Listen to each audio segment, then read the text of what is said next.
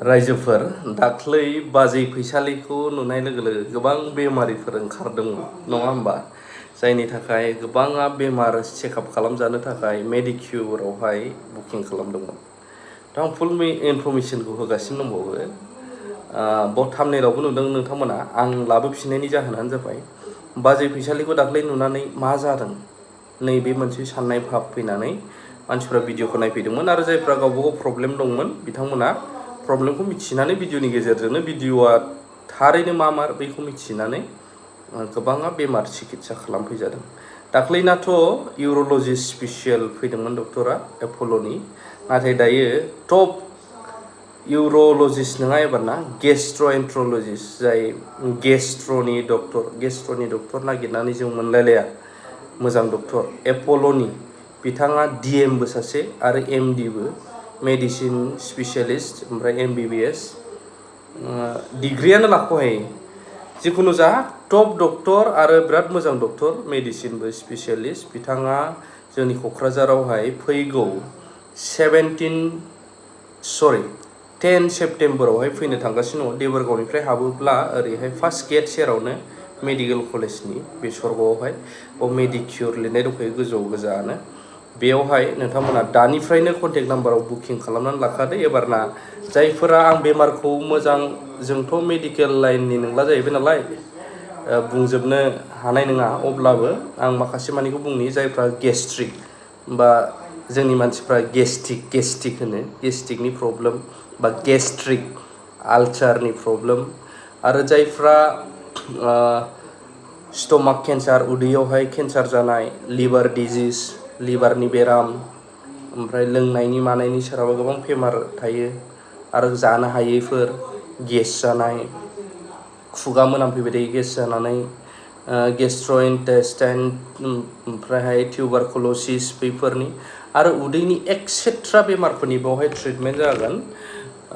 Around 10,000-15,000 नोंथांमोना hepatitis B सि आरो बावनो फेटि लिभारनि टेस्टफोरखौ फ्रि अफ कस्ट मोनगोन मानो होनोब्ला 1 crore 1 कौटि रांनि मेसिन लाबोनानै फैगोन डक्टरा बेवहाय आरो बे मेसिनजों ट्रिटमेन्ट खालामजानो मोनगोन नोंथाङा जाय बेमारि दोनलांदों न'खरनि नोंथाङाबो गोसोबा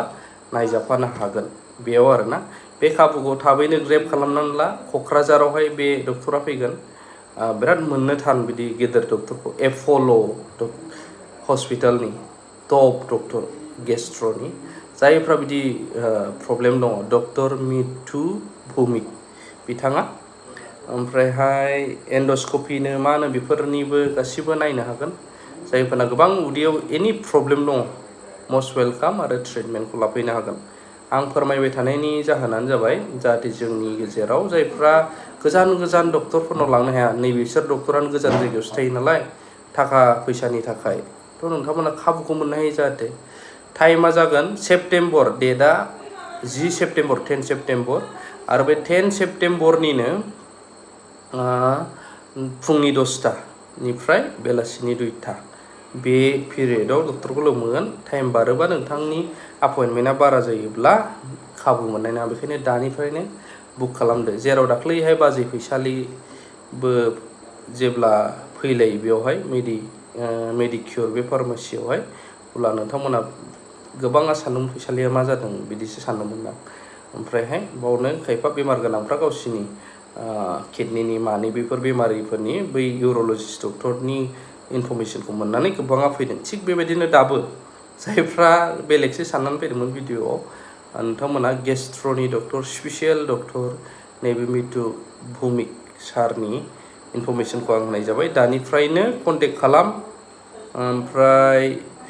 माखासे ट्रिटमेन्टआ फ्रि अफ कस्ट जागोन आरो बे मेसिन जोंनियावहाय गैयायानो होनजायो 1 crore जाय मेसिन फुरा उदैनि चेकआप जाजोबगोन बेफोरखौहाय मोननो थाखाय थाबैनो कन्टेक्ट खालामबानो जाबाय आरो बे फार्मासियाव खम बेसेनावबो मोननो हागोन मेडिसिनफोर माखासे मानि नांगौब्ला मालाबाफोर थांबानो जाबाय क'क्राझाराव टप आरो देरसिन फार्मासि बानायनो जों सानदों बे फार्मासियाव थांनानै आंनि मुं बुंहैबानो जाबाय एमजे इउटिउबारनिफ्राय नायनानै फैदोंबा आंखौ बुंबानो जाबाय आरोना फार्मासियाव जेसे हायो मेडिसिनानो होन मायानो होन नोंथांमोना खम बेसेनावनो खालामनानै होनो जेब्लायबो सुबिदाखौ होगोन। लाभ इउ अल।